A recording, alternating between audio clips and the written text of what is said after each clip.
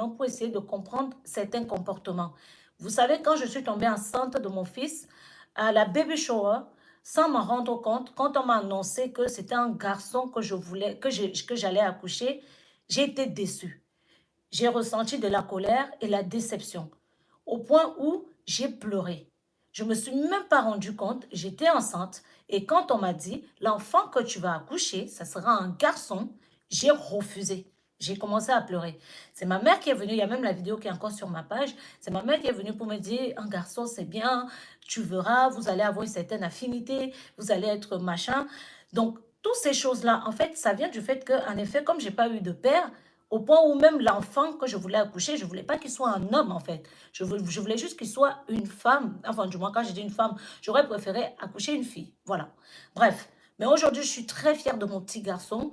C'est un petit garçon très, très intelligent, qui grandit très vite, qui est très éveillé. Mais je ne cache pas qu'au début, je ne voulais vraiment pas du tout.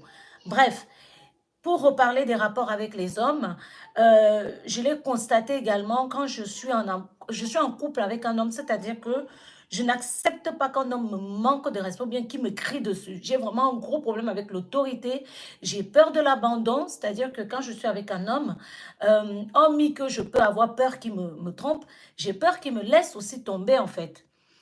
Donc, toutes ces choses-là font partie du fait, bon, en lisant, parce que je vais vous parler du livre que je suis en train de lire, de Isabelle Filiosa, qui parle de l'intelligence du cœur.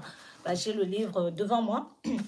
Je suis presque à la page 152, un livre très intéressant que j'ai déniché en fait dans une bibliothèque ici dans ma ville à Rouen. Donc peut-être vous pouvez le trouver sur Amazon. En plus, il n'est pas du tout cher, il est à 14,50 €.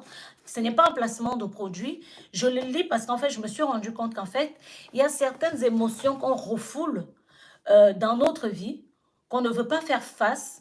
Et ces émotions-là, à force de les étouffer, elles ont des répercussions dans notre vie, dans notre façon d'agir, même avec nos proches ou bien nous-mêmes. Donc moi, pendant longtemps, je n'ai jamais voulu accepter. Du moins, j'ai vécu comme ça. Comme je disais, je voyais des gens autour de moi qui n'avaient pas de papa. Pour moi, c'était normal. Mais je ne savais pas que cette chose pouvait avoir de l'impact dans ma vie, dans ma façon de penser, dans la manière de voir les hommes, dans mes relations même amoureuses en fait. Je veux dire, quand je suis vraiment avec un homme, je le répète, j'ai horreur qu'un homme me crie dessus. C'est-à-dire que je peux sortir de mes gants parce que je déteste qu'on me crie dessus, je déteste qu'on me donne des ordres, je déteste l'autorité masculine. C'est quelque chose qui me...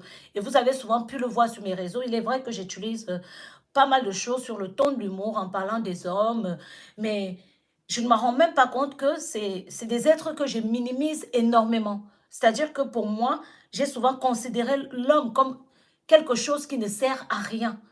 Je me rappelle même une fois, avant même que j'accouche, je disais que je vais aller acheter du sperme. Vous voyez à quel point ça va fort. Cet abandon a fini par me faire comprendre que même pour accoucher, je n'ai pas besoin d'un homme en fait. C'est-à-dire que je vais m'acheter du sperme et j'aurai mon enfant. J'allais tellement loin, j'arrêtais même pas de dire à mon entourage que oui, de toutes les façons, moi je n'ai pas besoin d'un homme pour élever mon enfant, je vais élever mon fils seul. Je n'ai pas besoin. Aujourd'hui, je l'élève et je l'élève seul en fait. Mais c'est-à-dire que c'est quelque chose que moi-même j'ai nourri et, et j'ai nourri cette chose-là parce que en fait, je me suis toujours dit, je n'ai pas besoin d'un homme. Vous voyez ce que je veux dire? Je ne dis pas que bon, c'est par rapport à ça que la situation elle est comme elle est, mais je veux dire, les situations que nous vivons dans notre vie, dans notre passé, dans notre